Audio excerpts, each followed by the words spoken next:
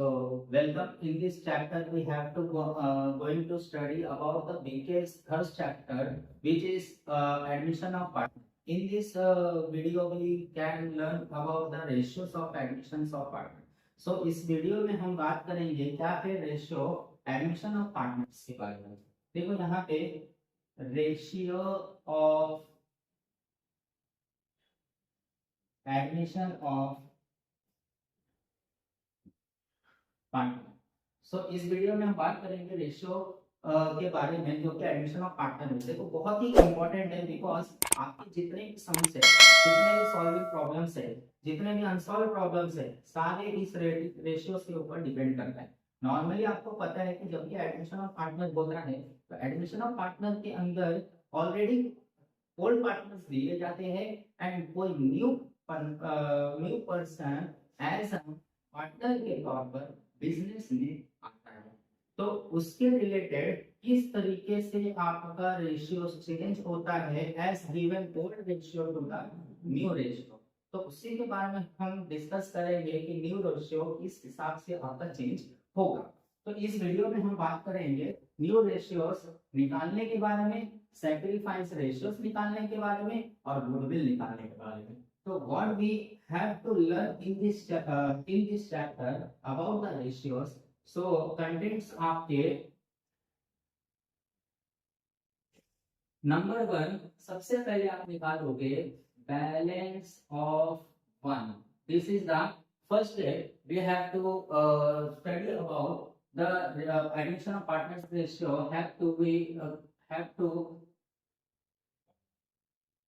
have to be calculate the balance of one. So second step is we have to calculate new profit sharing ratio. That means इसको short में हम कहेंगे NPSR, short में इसको बोलेंगे NPSR. And third step we have to calculate sacrifice ratio. Focus आप करो, sacrifice ratio is only for old partner, not for new partner, ये आप याद रखो। एंड फोर्थ आपको फाइंड आउट करना है new ratio for the surrender value of old partner. ध्यान दो, ये एक्चुअल में आपको बुक में कहीं काम आएगा नहीं, बट क्या है कि इसमें अगर आप ये फाइंड कर रहे हो, that means that new ratio आप फाइंड कर रहे हो after the surrendering value of old partner. तो इन्होंने कितना सैक्रिफाइस किया उसके ऊपर डिपेंड करता है कितना सरेंडर किया। And last calculation of goodwill. At the end point we have you have to calculate the valuation of goodwill. So it is important that in every question you have to learn about the goodwills, how to calculate and how to recognize about the new for the new partner. Okay, so this is the steps we have to study about in this chapter with the ratios. So our first step is how to find the ratio of balance of one. So इसमें कुछ steps है, आप steps आप remember रखो। पहला step था हमारा balance of one. How to find this balance of one? So in this chapter ratios of admission of partner, तो balance of one का जो simple formula बनता है वो formula होगा balance of one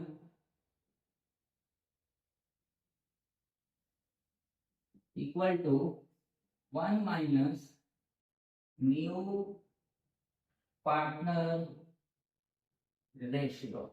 ध्यान दो, new partner ratio in the sense जब भी बिजनेस में कोई न्यू पार्टनर आता है तो उससे रिलेटेड कुछ रेशियोस और लाता है, यानी कि बिजनेस में न्यू पार्टनर के साथ कोई ना कोई रेशियोस भी आएगा जिसके हिसाब से आपको ये फाइंड आउट करना पड़ेगा balance of one. So this is the simple formula in step 1 balance of 1, and next step is step number 2 क्या था हमारा, how to find new profit sharing ratio, इसको शॉर्ट में बोलते हैं NPSR. So in this step you have to find new profit sharing ratio. So the formula of new profit sharing ratio is new profit ratio equal to, आपको generally find out करना पड़ेगा new profit sharing ratios फॉर्मूले. तो उसके related जो new profit sharing ratio formula होगा, old ratio minus balance of one. Listen, new profit sharing ratio तो दिया गया है यहाँ पे स्टेप नंबर 2 पे. तो यहाँ पे new profit sharing ratio is equal to हमेशा होगा old ratio multiply by balance of one. ये थोड़ा इंपॉर्टेंट है, जनरली मैंने माइनस लिख दिया था बट मल्टीप्लिकेशन से multiply by balance of one. And third step आपका होगा step number 3 is to be calculate sacrifice ratios. ठीक है, जनरली सैक्रिफाइस रेशियो कैलकुलेशन होता है ओल्ड पार्टनर्स के लिए. जनरली एक इंपॉर्टेंट बात है कि न्यू प्रॉफिट शेयरिंग रेशियो में आप याद रखना ये कैलकुलेट होगा between all the partners given into the business. either it is old partner, either it becoming the new partner and admitted into the business. So सभी के लिए कैलकुलेट किया जाएगा. तो आप याद रखना, जनरली अगर मैं एक एग्जांपल में आप समझो ओल्ड पार्टनर जनरली दिया गया है A B, इनका ratio 3:2. Generally this is the old partner and after that new partner admitted into the business called as C. New partner is C. C admitted for a business में as a new partner and given that the sharing profit sharing ratio is generally 3/5 and this is the profit sharing ratio of new partner. So we have to calculate NPSR, that is new profit sharing ratio, into the business, and the new ratio what will become for the new after admitting of the new partner. So there here is the calculation. First of all we have to calculate about balance of one. So balance of one जो रहेगा, balance of one equal to, here is given the formula 1 minus new profit sharing, sorry new partner ratio. So 1 minus new partner ratio is 3/5. So answer is 5 minus 3 about 5 equal to 2/5. This is the balance of one ratios. And after that we have to calculate the NPSR. तो NPSR calculate करने के लिए NPSR equal to NPSR old ratio multiplied by balance of one. That is old ratio is given about, here is the old ratio, this is old partner, so the old ratio is A and B ratios. So A equal to NPSR. A equal to old ratio multiplied by OR multiplied by balance of one. So A equal to old ratio is 3/5. है ना, total 5 होता है इसका. तो 3/5 is the old ratio and multiply by balance of one is 2/5. तो 5 3 2 is 6 5 25. ये हो गया है. देन आफ्टर B का कैलकुलेट करना है. B का दिया है 2/5 old ratio multiply by balance of one 2/5. So is equal to 2 to the 4 4/25. ये हो गया आपका calculation about the ratios. And here third person is given who are admitted into the business as a new partner. So C ratios already given 3/5. So we have to multiply in numerator and denominator as a same value. So we have to calculate about the ratios, and denominator can become only 25, not more than and less than 25. So you have to multiply 5 and 5. 5 multiply 5 is equal to denominator of between these two partners. So 5, 3, 15 divide by 25. Here is the equal denominator between all the partners. So we have to calculate NPSR. If not equal denominator and any differences in between the partner in denominator, then the NPSR is not to be calculated. And all the numerators, सारे numerators जब आप add करोगे तो equal होना चाहिए. All the numerators can become, after adding all the numerators of the partners, can become the value which is in denominator of every partners. ठीक है, denominator के हर पार्टनर के जो वैल्यू है उसके हिसाब से न्यूमरेटर आना चाहिए. So we have to calculate at this value 6 plus 4 plus 50 is equal to 25. Okay, then NPSR is equal to 6 is to 4 is to 15. This is the NPSR value. So आपको समझा होगा, hope so. Step number 3, sacrifice ratio. अब sacrifice ratio निकालने का जो formula है आप याद रखना, सैक्रिफाइस रेशियो 3 ओल्ड पार्टनर्स का निकलता है. 3 ओल्ड पार्टनर का निकलता है. सो ओल्ड पार्टनर के सैक्रिफाइस रेशियोस क्या होंगे, तो फोकस करो. ये सैक्रिफाइस रेशियो क्या होगा, सैक्रिफाइस रेशियो इक्वल टू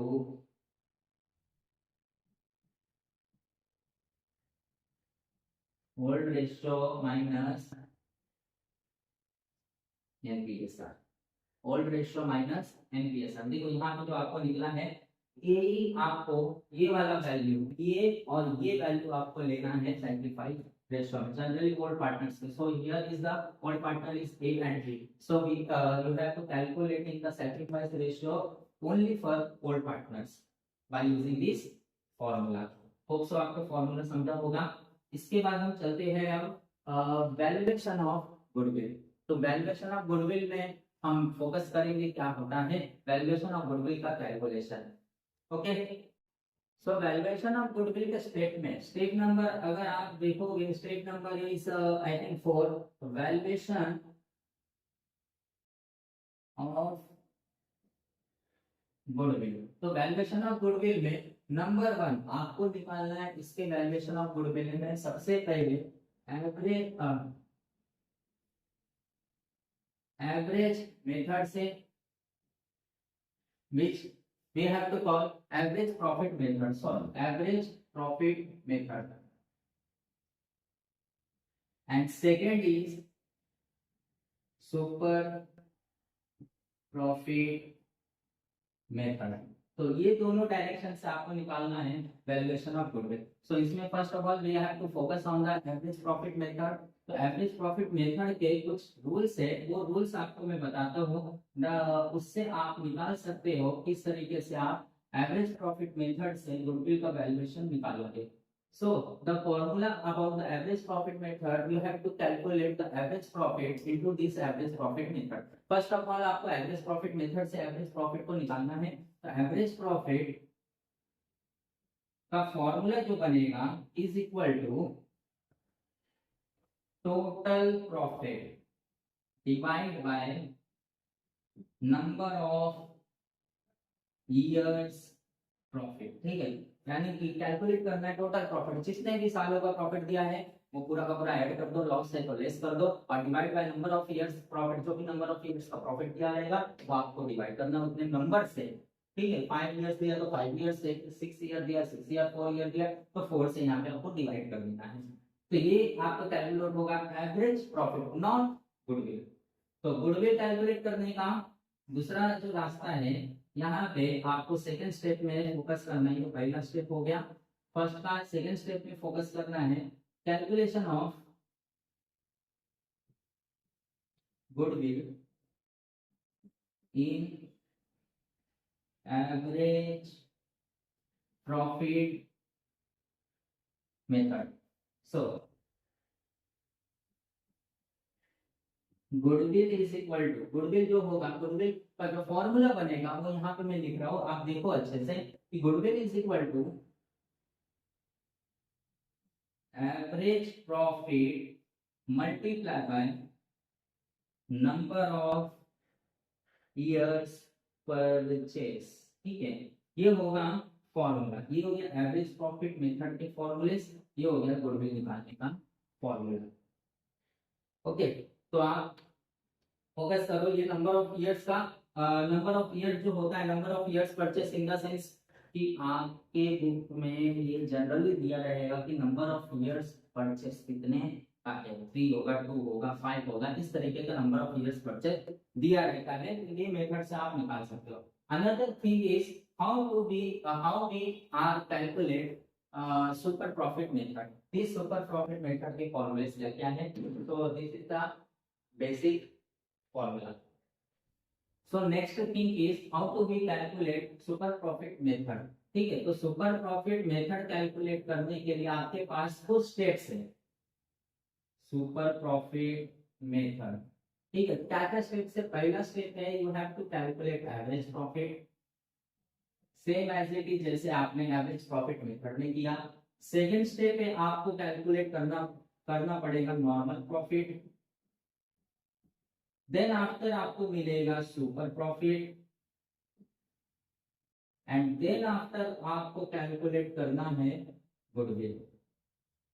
ये 4 स्टेप आपको फॉलो अप करने पड़ेंगे। तो 4 स्टेप हम देते हैं वन बाय वन कैसे कैलकुलेट किया जाए। सबसे पहले आप निकालो average profit, same as it is formula, average profit is equal to total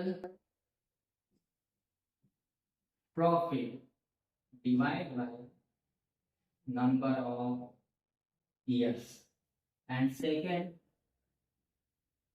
normal profit is equal to, normal profit का फॉर्मूला समझो, कैपिटल